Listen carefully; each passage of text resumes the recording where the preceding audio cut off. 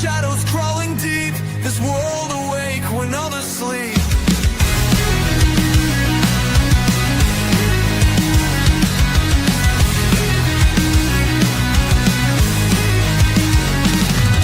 Tarantula, husbands, reptiles align. Best beginner friends across the line. Mistakes we shout to burn away the doubt.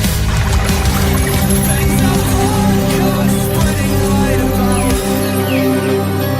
'Cause the tales clutter up like home is built for the wild at heart. A community torch where passion starts.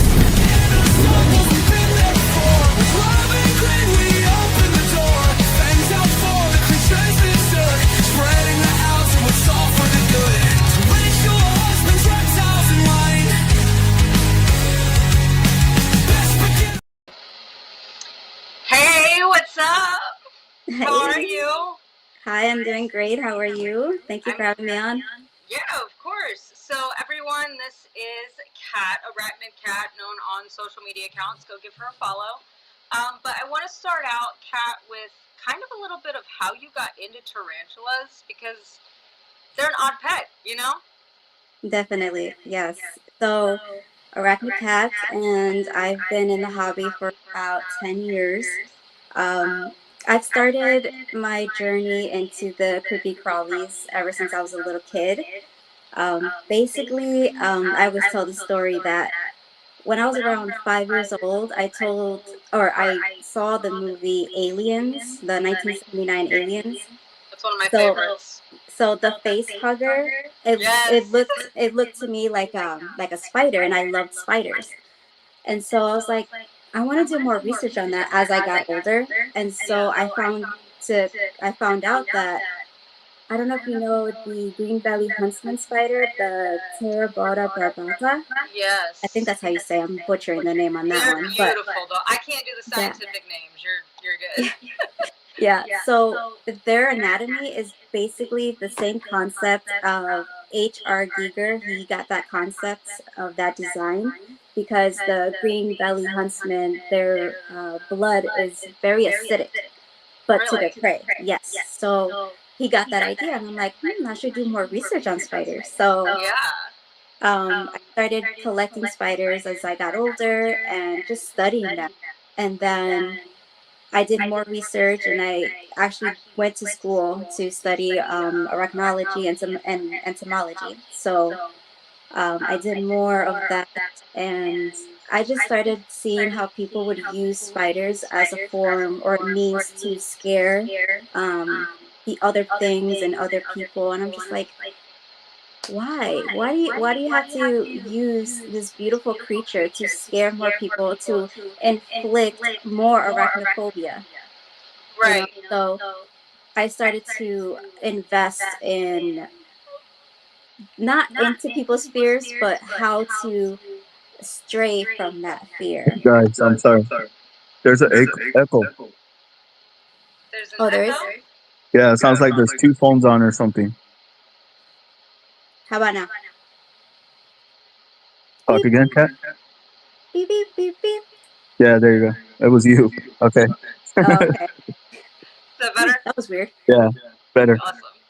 I unplugged my phone, so maybe that was the thing. Oh, Yeah. you're good. So one of my specialties, besides the entomology study, is helping people get rid of their arachnophobia, and I've had 3 successes with that. That's awesome. Yeah. Okay, so I gotta ask, because I feel like a lot of people, when it comes to the arachnophobia, a lot of keepers actually started out, just in my experience talking to people, as arachnophobes, right? And I honestly was one of them. I was terrified of spiders, and one day a friend of mine was like, take home this jumping spider, the typical, you know, and I fell in love with tarantulas just so fast. So I love to know, what was that conversation like in seeing them go from fear to, oh wow, like this thing isn't something to be so scared of?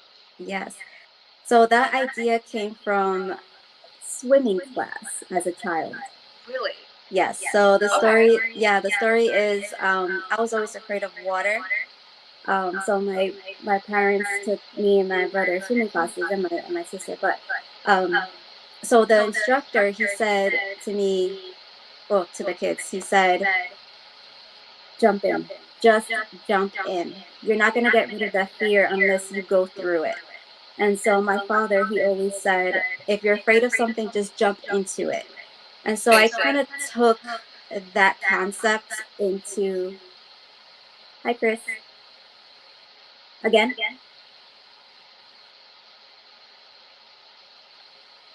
No, we can't hear you, Chris. Oh, I said you're still echoing. Sorry. Mm, Do you have a headset on or something? nope. No. I don't know why it's echoing pretty bad. Mm, Do you have a volume on another device? nope. No. Nope. Turn volume off on other devices. I don't know. Nope. Sounds like Everything it. is, yeah, everything is off. Keep talking. Talk again. Today, da-da-da-da-da-da-da-da-da. So turn Peter around. Piper pick up pepper. So that is weird. Let me Try turn to off. go back out. While you go back out and come back in, I'm gonna play this real. Okay. All right.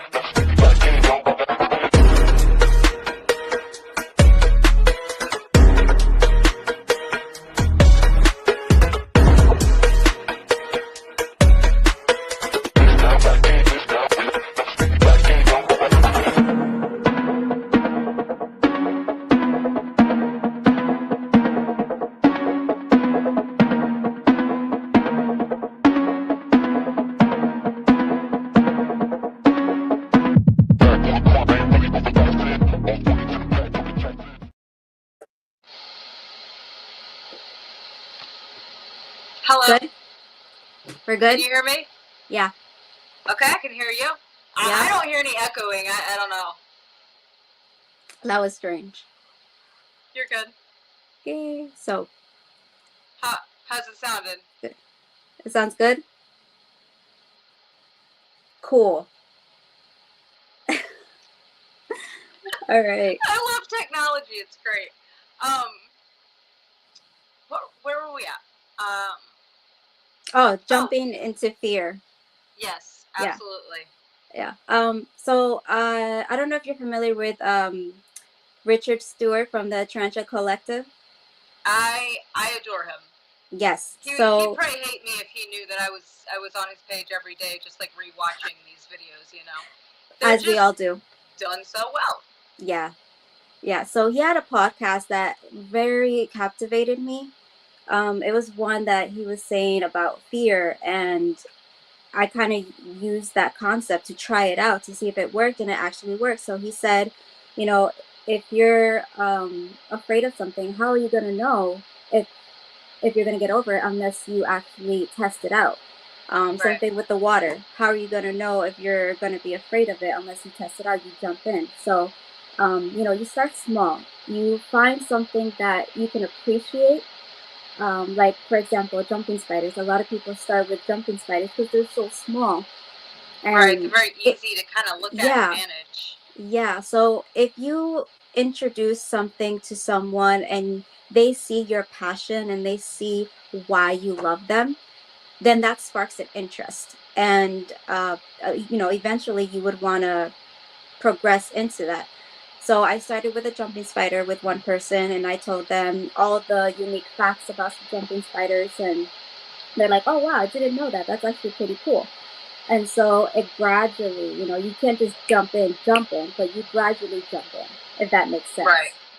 Yeah, you kind of dip your yeah. toe in and you kind of grow from there, because I feel like, especially with the jumping spiders, so many people start with them because they are quote unquote cute, Yeah.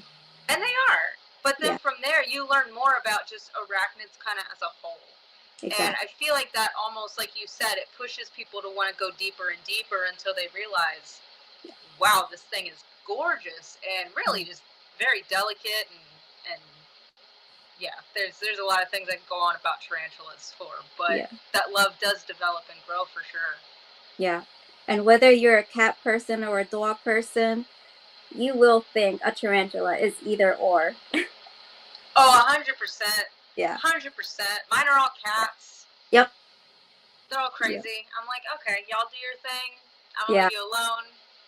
Yeah. Most of mine are cats, and then my Grandma Solopokra, the Brazilian black lab, he's my puppy. He acts like a puppy. He sleeps with me. He's all good. I've heard they've always referred to that species as, what is it, the black lab of the Yeah. tarantula world. Yeah. Yep. Yep. They're the black lab. Yep. That one's Yeah. definitely on my wish list. Hopefully, when we move, we'll have more room because they get fairly big, correct? Yes. So about 7 inches. Okay. Yeah. Yeah. So that's a decent size for a It is. tarantula. It is. That's awesome. Yeah. So the other thing I kind of want to talk to you about is because you have so many tarantulas. How many do you have, by the way? 55. That's amazing. I love it. That's impressive that you can keep up with that many. But you have probably seen them do some really odd things. I know I have. Yes. Specifically with their fangs. Yes. And I remember the first time I had looked at my striped knee, and all of a sudden, this thing's got dirt in its mouth, and I'm like, they can do this? You know, I was mind blown. And then to learn, they do other things. So, like, what have you seen? Have you seen anything like that with yours? Yes. So your striped knee, the Acanthus geniculata, my white and black striped knee. Okay, I found this out at maybe 2 years into keeping tarantulas. So, the decorations that you put in the enclosures. Yeah. So I put a little pumpkin. It was like a foam pumpkin. Yeah. And so I left it in there, and then I just started studying her, and then I saw her. She was moving, and she picked it up with her fangs, and she threw it. I was like, what? What is she doing? And so she kept threw it with rolling her fangs? Yes, she threw it with her fangs and like to the corner of the enclosure. Like, what's that game? Pickleball? Yes. Or racquetball or something? Racquetball, yeah. Yeah. And so she would roll it around, and then I got her a bigger pumpkin, and she would literally roll it around like if it's a toy. She's playing with a toy. So I don't know if you can see it, but she's actually touching it right now. Oh, get out. Yeah, she loves it. That's the cutest thing I think I've ever heard. Yeah, that pumpkin there. Oh my goodness. Yeah. So Hi, Jen. Else? Oh, hello, Jen. What's up?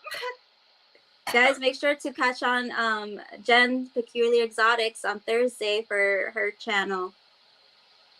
On the Spider real Sense. quick, basic husbandry of the tarantula. That's something else that I will probably talk about like in a later episode. Yeah. And also, I would love to have like multiple of us on to kind of talk about that. I think that would be really good to get a lot of opinions. Yeah. Going back to Fangs. Mm-hmm. That's odd. I'm not gonna lie. That's kind of cute. I've never heard of anything like that. Is there anything else that you've seen them do other than inject venom? Because I know when people think of fangs, they think of a venomous bite, and a bite doesn't always necessarily mean that there's venom injection. Correct? Correct. Okay. Yeah. So, very interestingly, when you're handling a spider, when you see someone handling a spider and you see that it used its fangs to clamp on or tag, if you will, it's never 100% injecting venom. So a lot of spiders, if they lose a limb, they use their fangs as a secondary balance formation. So there's this one, hi Liz. So there's this one video of this guy, he's handling an Egyptian huntsman, and it has only 3 legs. And so the way he's holding it at one corner, it puts its fangs into the side of its thumb.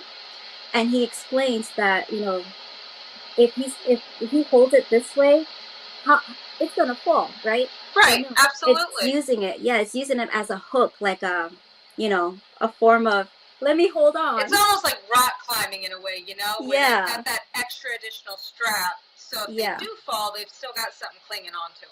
exactly. Yeah. So, you would count a spider or a tarantula injecting venom if it's in a defense posture or if it's going to use it for their prey. So a lot of people, they think of, because something has fangs, it must be poisonous. No. Now the consensus is that yes, poison is poison and it's a toxin. However, you know, poison is something that's secreted into the bloodstream, whereas Right. venom is injected. So tarantulas are not poisonous, they're venomous. And for example, something that's poisonous would be a dart frog, where that secretes poison into the bloodstream. So that's a big Right. difference. Good, like Mhm. amphibians versus, well, reptiles, really. Right. Give or Yeah. take a few reptiles, I'm sure, but that Yeah. venom, like you said, it's always injected. It's completely different from a neurotoxin. Exactly. Yeah. And let me get my coffee here. Oh, listen, you good.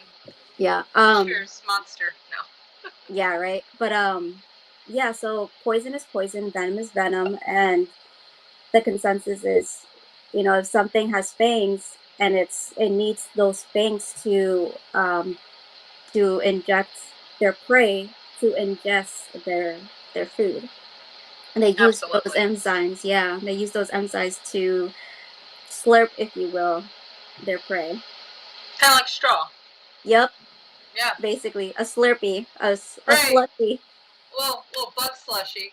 Yep. Um, and I think that's the thing too that a lot of people, when they think of fangs and things that have fangs, there Hmm. is that going back to fear. Even like we were talking about, is that's a trigger for fear. But the reality is, like you said, any animal that usually has fangs that are a decent size, they have other things working against them in the Hmm. natural world. They do. Especially tarantulas, you have a footfall, and they're not going to do very well.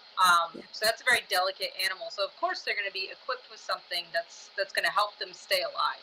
Yeah. Even if it is not injecting venom, it's just like holding on to something or making themselves a burrow, and I find that really fascinating. Yeah.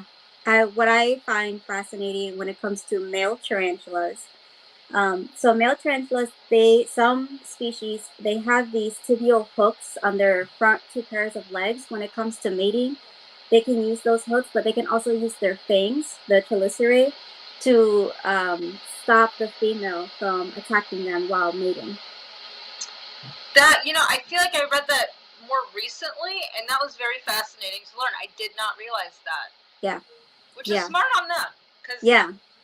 we'll come in swinging. No, females Yeah. are spicy. Mm-hmm. They are. I just saw a really good question on here. I don't know if you want to talk about Oh it in yeah. relation to Mm-hmm. what are the odds of just one biting you just to bite you? Yeah. I feel So like that is it's unrealistic, but there are always reasons why it would yeah. bite you. Yeah, that's a really great question. So tarantulas, their main defense mechanism is to bite. However, they only use that for their prey. Now, if they do want to bite, they're not going to bite you just because. Only because they need their venom. They need to save their venom. So they have a venom gland pouch, and it's only used for their prey. And if they're going to use that for like just a bite, it's like saying, man, I got $20 and I need to put gas, but I need that $20 to go buy something that I really need. What's the weigh in? So it's kind of like that. Exactly. Yeah. So they're going to think, I need to save for the next meal. Should I use my venom to bite whatever's bothering me, or just like threat pose or kick some hair or run? Chances are they're just going to run. Right, and that's Yeah. even. I mean, every tarantula that I have currently, which I think, as far as arachnids go, because I feel like this can kind of go for scorpions too. I Mm. have a giant hairy, and he is Mm. named Professor Chaos for a reason. Not just South Park, but he is spicy. Um, but I feel like their first defense is always to run. You know, Yes. some of them kick hairs. I've never gotten a threat pose. I don't know about you. I've never gotten that from any of my new worlds. I know old worlds, they kind of, you know, Yeah. they'll throw hands with me, but it's okay. Yeah. Yeah. But yeah, their first instinct, it's never going to be just to bite, you know? Right. Yeah. And that's the difference between old world and new worlds. Old worlds, their main is to throw that threat posture. Hell, look at me. They're going to be like, Look at my colors. Look at my fangs. Don't get in the 100%. ring with me. Yeah. It's Yep. that they want to look big. It's that intimidation factor, you Yes. know? Yeah. Which, it's very, I feel if we can look at it, just any of us look at it from kind of like a human perspective, per se, it's almost like if someone comes in the room and you're getting a vibe or an energy from them that's predatory, that's dangerous, you are probably going to make yourself appear more like, Yeah, the tough guy. Exactly. Mhm. And that's kind of how I see old worlds, you know, they're just kind of trying to avoid that confrontation. Right.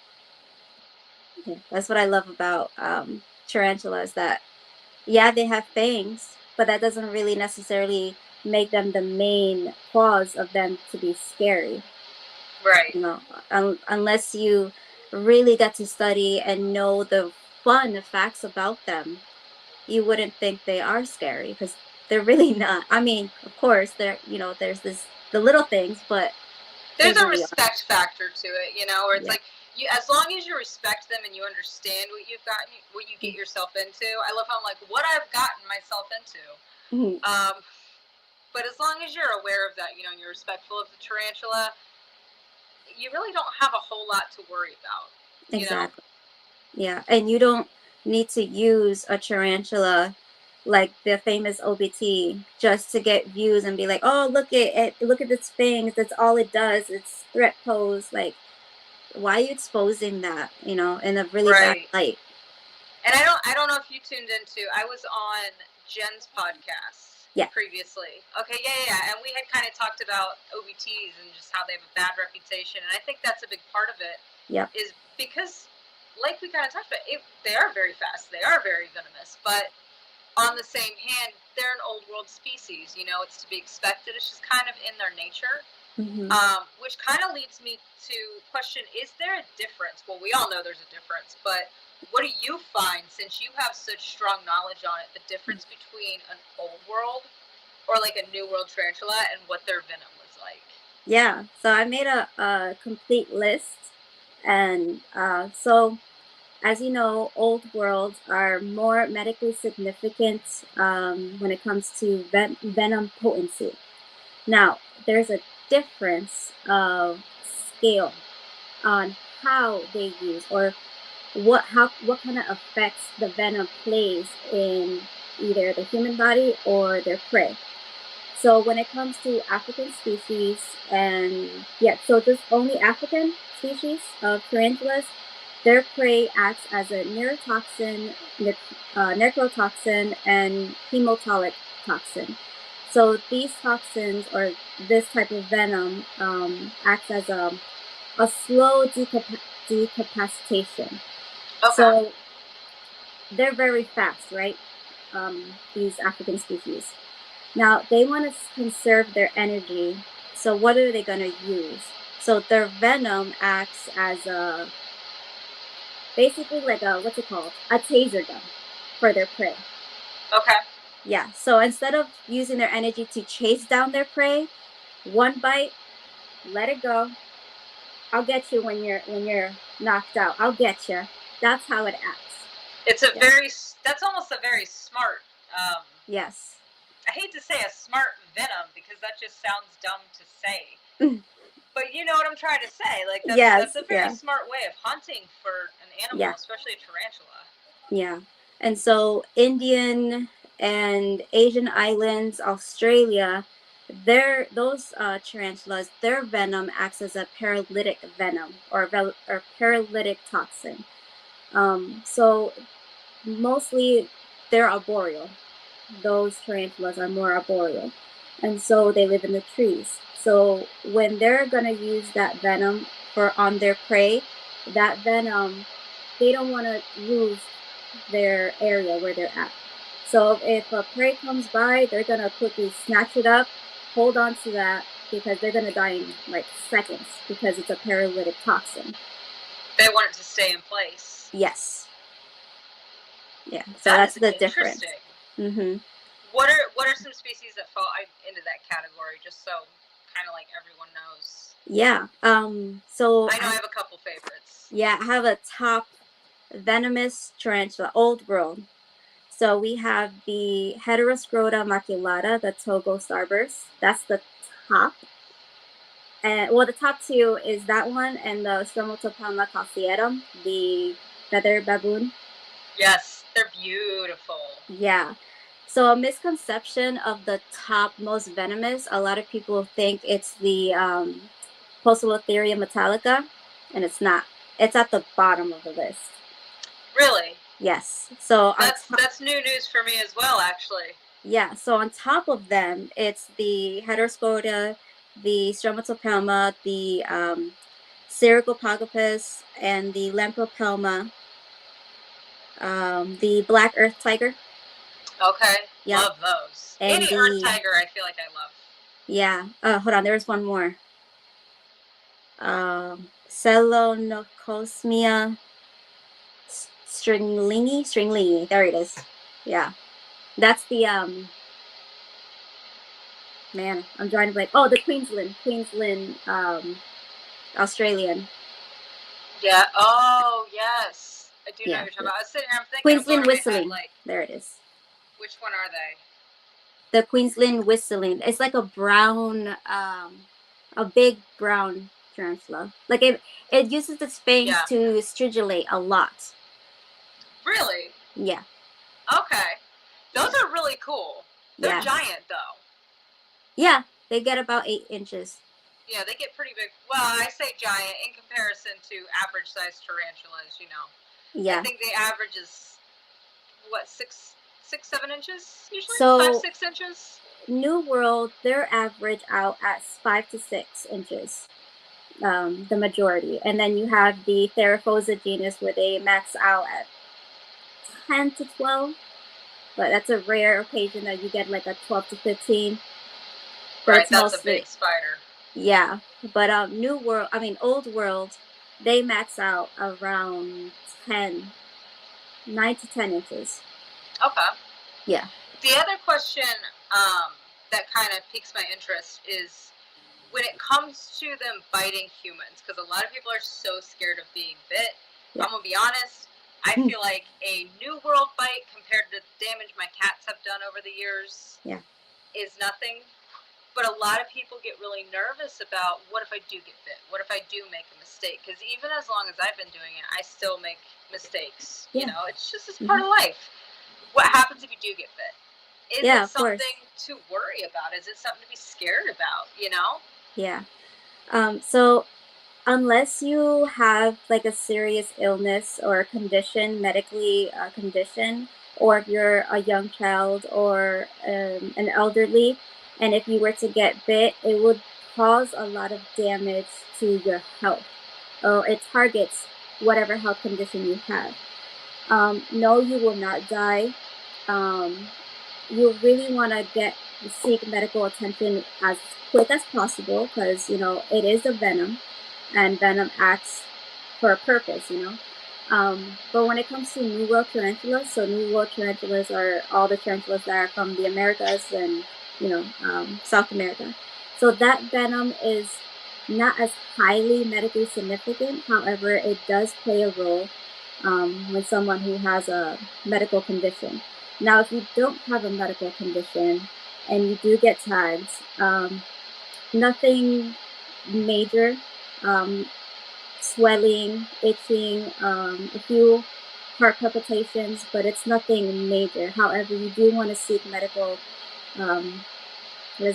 medical attention. Help. Yes, medical attention as soon as possible because you just never know if you're allergic to that venom. Absolutely.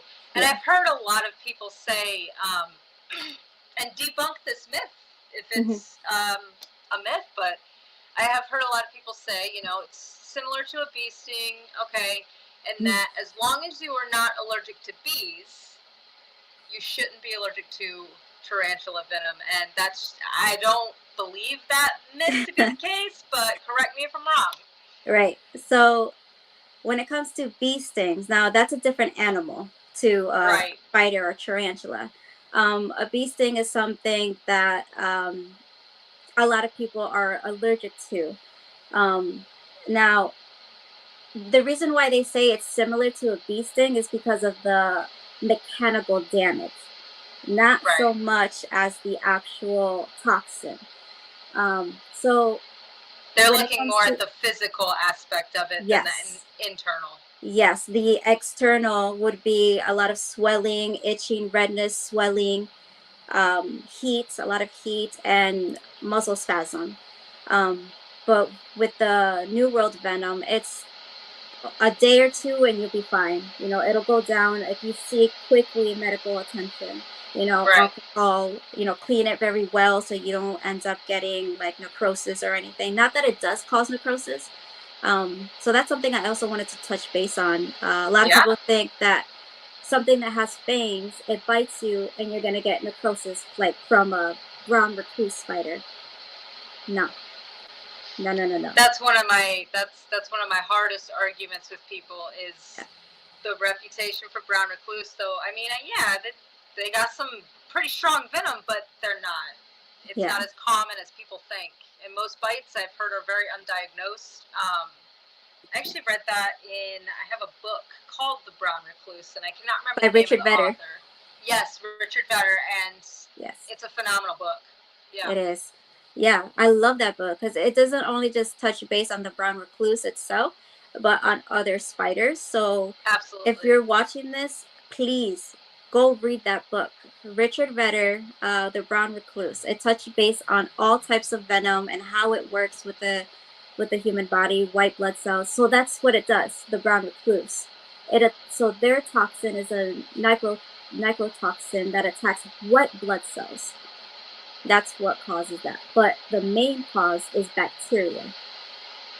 Bacteria and infection. Yep. Improper care, not changing Yep. bandages. Absolutely. Right. And I think that's something, you know, I think sadly you would think that there is a level of common sense in the idea with general public. If you get a cut, if you get an open wound, you know, make sure you clean it. Yeah. But unfortunately, I think a lot of the times if it doesn't hurt, if it goes unnoticed, which is the case, there's no way of really knowing, like, oh, I should clean, you know, this specific spot because the bite's not even seen. Yeah. Thank you. We're doing our best. No. You're doing great. Thank you. You are too. My gosh, I'm learning from you. Please. Please. So, yeah, going back to New World tarantula venom, that's, like you said, it's not anything really to be concerned about. Does it hurt? Absolutely. You know, anything that's going to bite you hard or inject any kind of venom is going to hurt. Is it going to kill you, though? Not unless you have a pre-existing condition. Yeah. Old worlds, though, that's kind of where the gamble starts to take effect, you know, because they are so strong. It's like, no, there's not really a whole lot of documented cases, if any, of someone specifically dying from an old world bite. But on the same hand, there have been old world bites where it's been questionable if that was the cause of death. So I don't know if you want to elaborate more on like old world venom, if that's the case, if there are recorded deaths, you know? Yeah. That's Yeah. Go ahead. Absolutely. So there was this case a few years back, I think it was in 2010. I think a man from Indonesia, he was handling, or no, not handling, it was on his wall. It was his own pet. And it was a Poecilotheria metallica, the Goody Sapphire. And he was trying to get it off the wall, and it accidentally landed on him, but it used his fangs to hang on. But he aggravated too much where it actually bit him, like injected venom. So his hand swelled up. Within a week, he was fine. Like it was swelled up for about a week. But no, he did not die. He took proper care. But a lot of old world, yes. So because it's more venom potency, it's gonna last longer. But it's not Right. going to kill you. No, Those side effects are just probably going to be a longer. little more aggressive. They're going to last a little longer, but Yes. as far as death goes, it's No. not something to really fear. Right. And that just goes back too to being that situation, though, as you were telling me about. That's a very unfortunate situation, where it was almost like you're trying to make sure your spider's okay, it doesn't fall, it doesn't die, but on the same hand, I'm taking a bite for it. That's an unfortunate situation. But it is good to know that even though you've got this old world species, he's fine. He's good. Yeah. A lot of people think that they'll be fine with a New World tarantula, but there are some New World tarantulas that have the equivalent of an Old World venom potency, and it's just a small number of it. So if you're a new hobbyist and you're getting into tarantulas, make sure you know what tarantula you're getting, because there are some that have the same equivalency. 100%. I'm glad you said that. That's very important to note, especially there's some beautiful species out there of New World, but Venezuelan sun tigers. Yep. Some of my favorites, beautiful, but for a New World species, they're pretty potent and they're very, very fast. And if you don't know what you're getting into, like you said, do your research, make sure you're prepared. And if you're not comfortable in any way, shape, or form, opt for different species, because it is something that you will have to interact with at some point in time. And even though the chances of you getting bit are very low, there's still always that percentage there. Yeah. I like that. Definitely. Now, I know with people, we can survive a tarantula bite, but their prey does not. Right. So how is the effect of their venom on a prey or a prey item versus their venom on a human being? Yeah, that's very interesting. Depending on what prey and what size. Okay. So like a small bug or insects, if you will, they, for example, when it comes to like an amphibian or a mammal, it takes a little bit longer for the venom to take its form and take its place. Whereas an insect, if a tarantula were to inject venom into the insect, it acts quicker because they don't have enough enzymes to defend themselves, or the body to defend that venom. So they die quickly. Yeah. So insects done in like a few minutes. They're when out. It comes to like a mammal or an amphibian, it takes a little bit to get that venom working.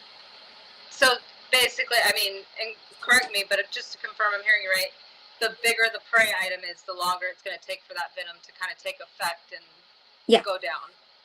Gotcha. Yeah, it's like cooking a steak. The other question about that is like, what is it about venom? So you have, let's use the brown recluse, for example, some spider species that are very small with very potent venom, but then you have some species that are giant and their venom is just really nothing to worry about. What is that? Yeah. Okay, so I'm going to use the orb weaver as an example, perfect example. Okay. So the orb weaver, it's a long-legged spider, and it's a beautiful yellow and black. The golden orb weaver, beautiful, they build the strongest webs, right? So in the spider world, not the tarantula world, in the spider world, the orb weaver uses its web with their venom. So their web has like a type of enzyme that helps break down and to liquefy their prey. So it works with, they work together. That, the webbing works together with that webbing, with that venom. Yeah. That is impressive. Yeah, and so if you take... Oh, you're good. Go ahead. Yeah, so like if you take an example of the Theraphosa, the Goliath bird eater, that's a big tarantula.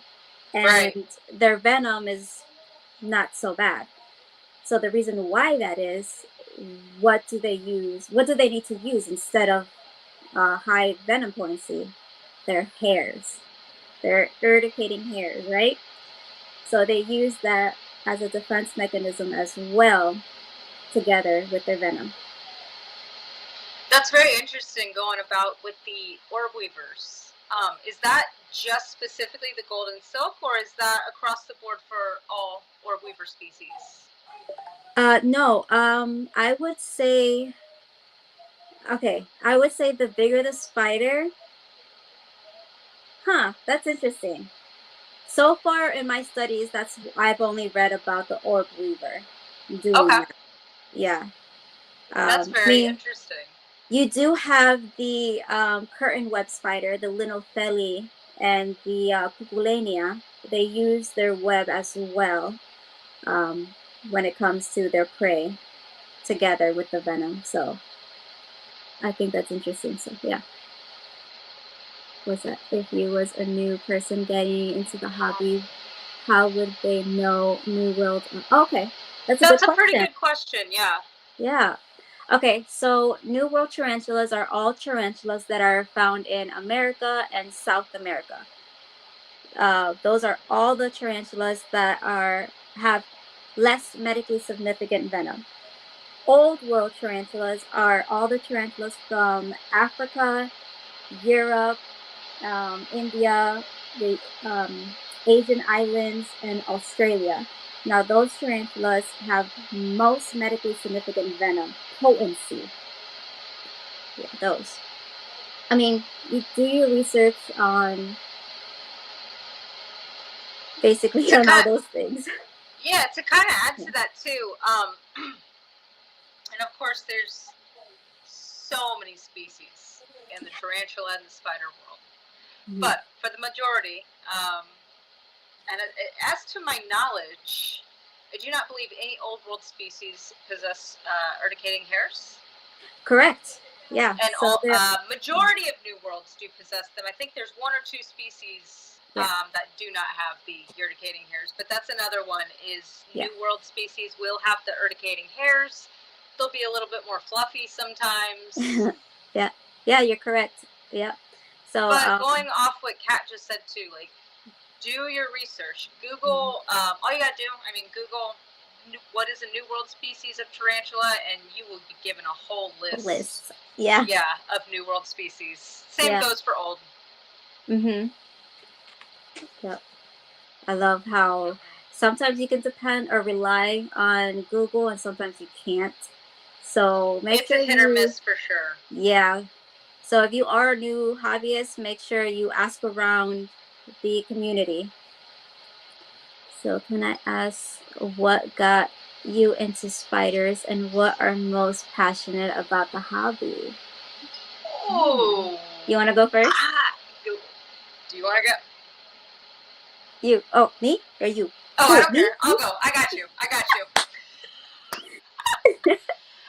Okay, so we kind of covered this at the beginning of this episode. Is most okay. So what got me into the hobby was a little jumping spider, and her name was Shibumi. And I know, I was like, oh, what a perfect name. She didn't make it very long. She was very little. That's a big thing in the hobby, I think, that is not talked about enough, is when you get into spiders and you do buy the babies or the slings or juveniles, there's always a chance it's going to pass, even if you do everything right. Because all animals that lay, 50 to 100 to 100 plus eggs, you're gonna have some people that don't survive, or some little babies, and that's okay. Don't let it discourage you. But it discouraged me for a minute, and that's kind of where I decided, hey, I'm gonna jump into learning about tarantulas, and I want to know what these bigger spiders are about. Now that I'm not so scared of this little one, and that has been so rewarding in the sense that they are beautiful to watch grow. They're beautiful to watch eat. They're just fascinating as far as behavior goes, because there's really no other creature on this planet, I think, that has the same behavior as a spider, or as an arachnid in general, just from movement to the way they're defensive or not defensive, and the hairs, and down to the tiny little feet that have claws on them. It's just, you know, there's so much to be intrigued by and to fall in love with, I think. And that's really what got me into the hobby and what keeps me going in the hobby, and really connecting with people like Kat and Jen and everyone else, just knowing that, and Chris, you know, it's a family here, and it comes with a lot of benefits, I think, being in the hobby, and that's definitely one of my favorite parts, is growing. Um, and now here we are with a lot of tarantulas behind me over here.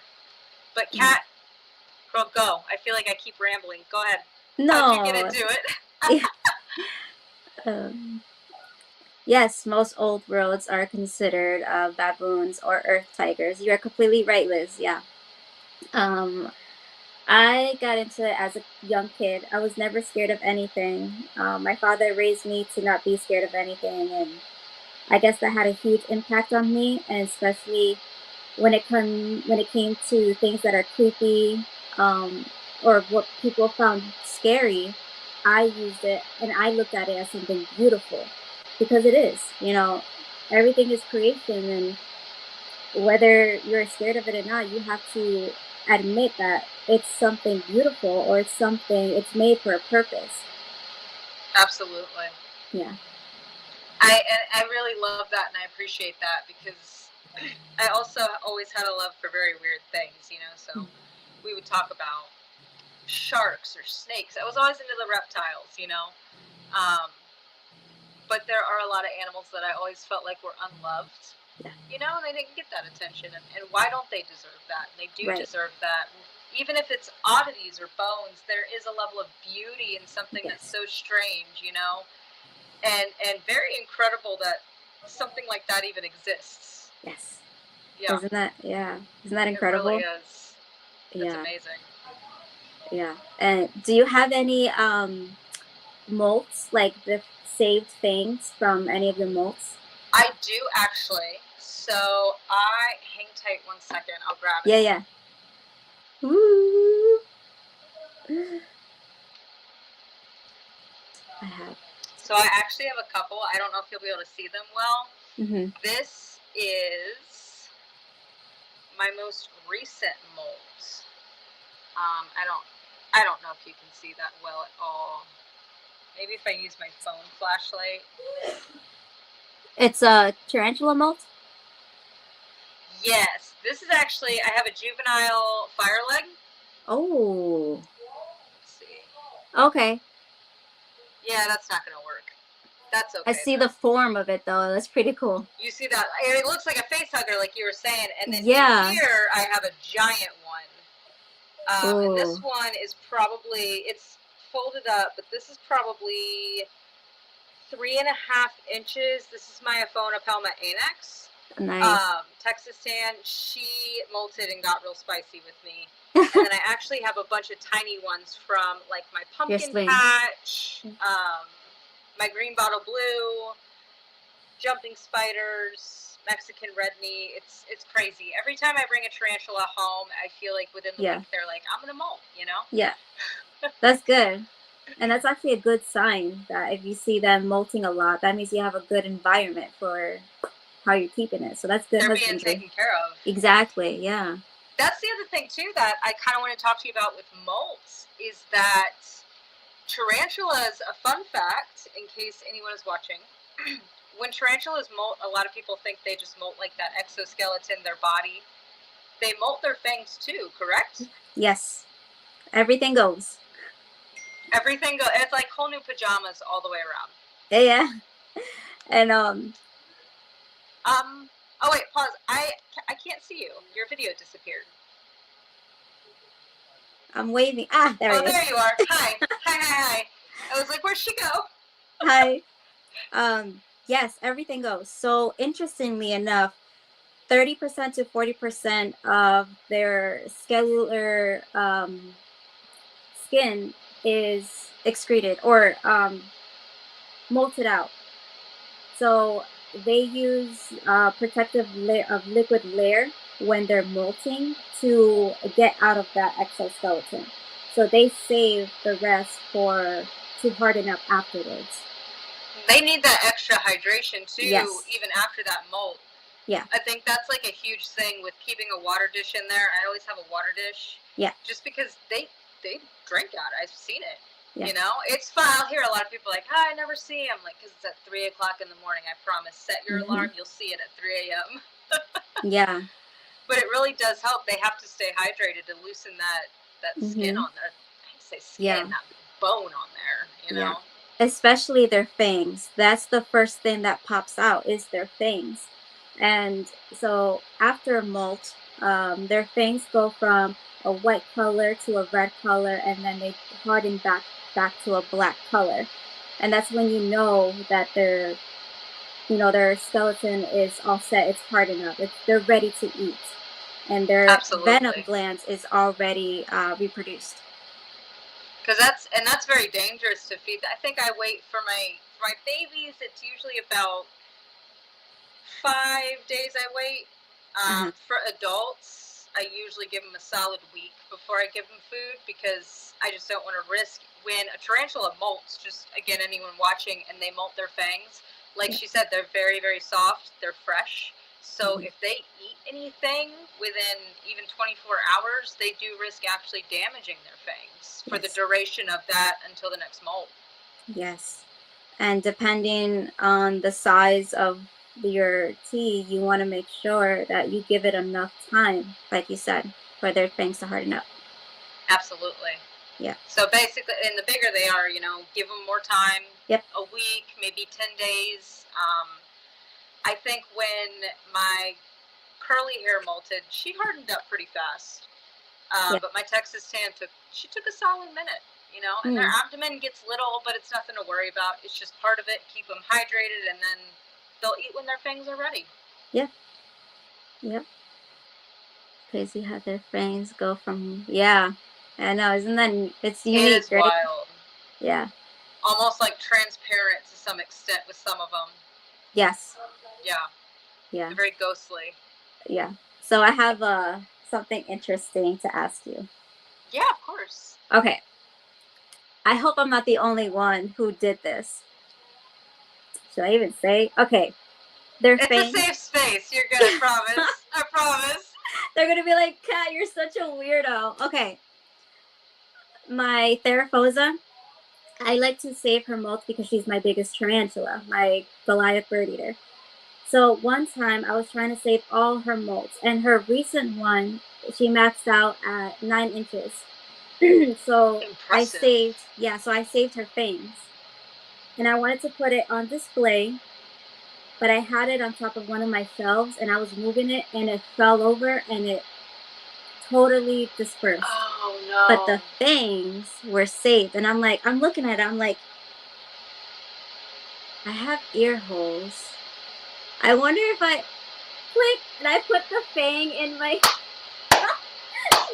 earlobes. And I was like, oh, this looks pretty cool. So I had it all for like I think that would be insanely cool to do.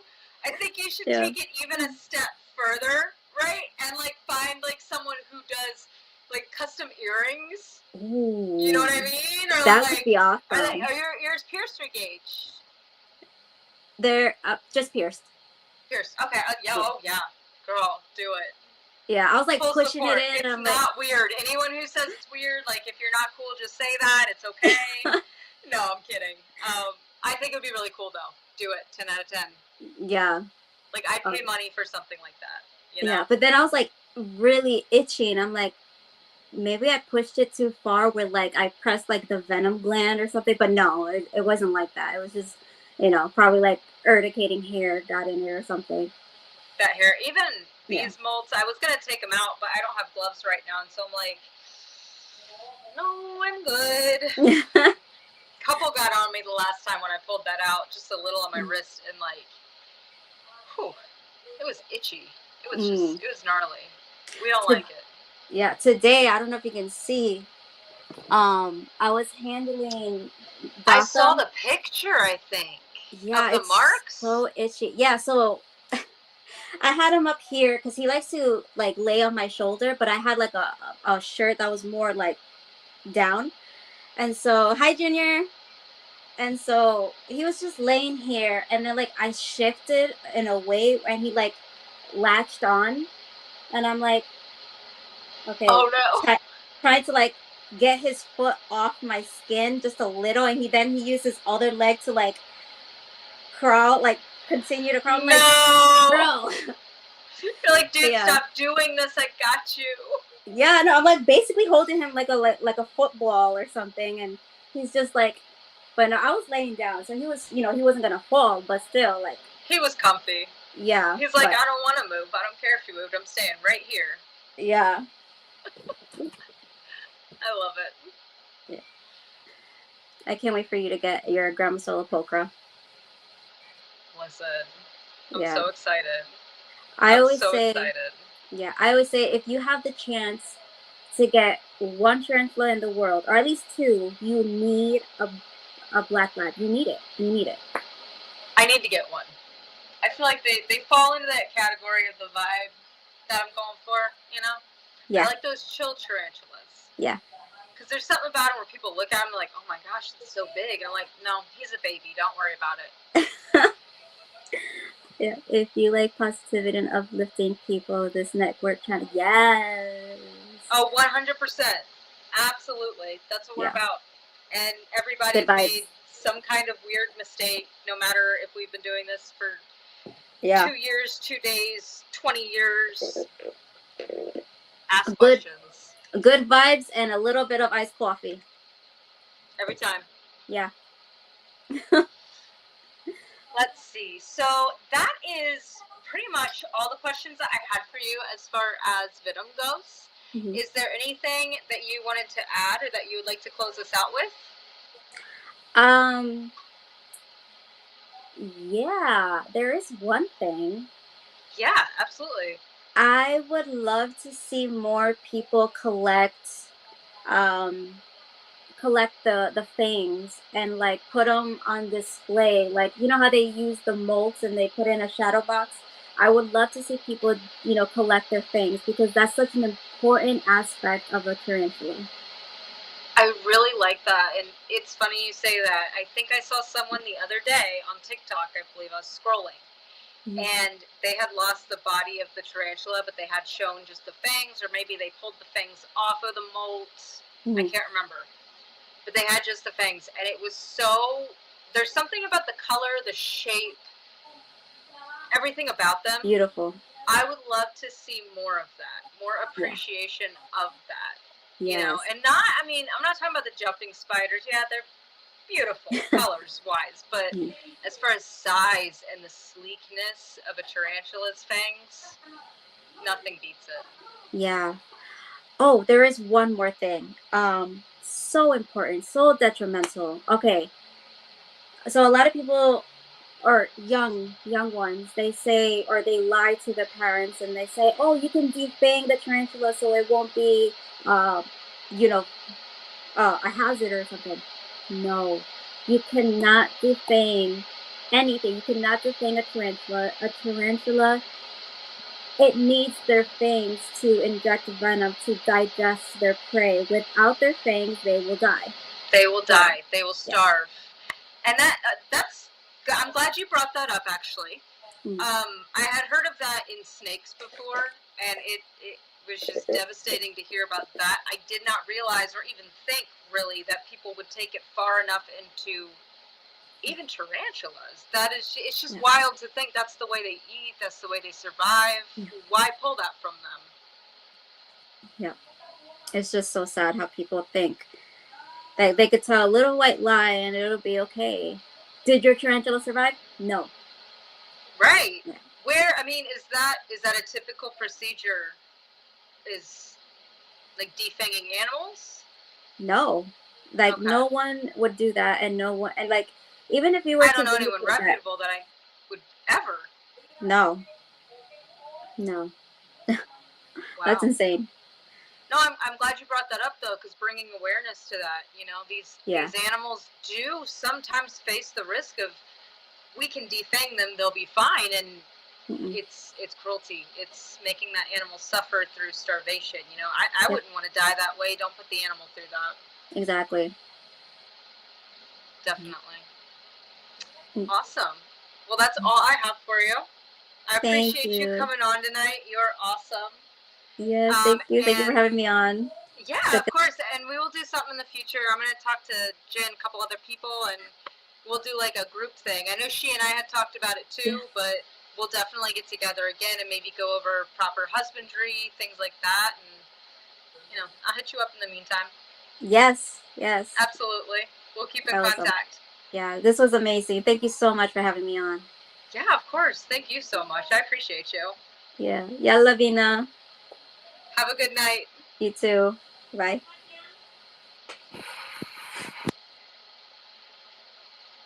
Fangs out, bite the air, screaming loud. Crawls down, screaming in the crowd. Legs like shadows crawling deep. This world awake when others sleep.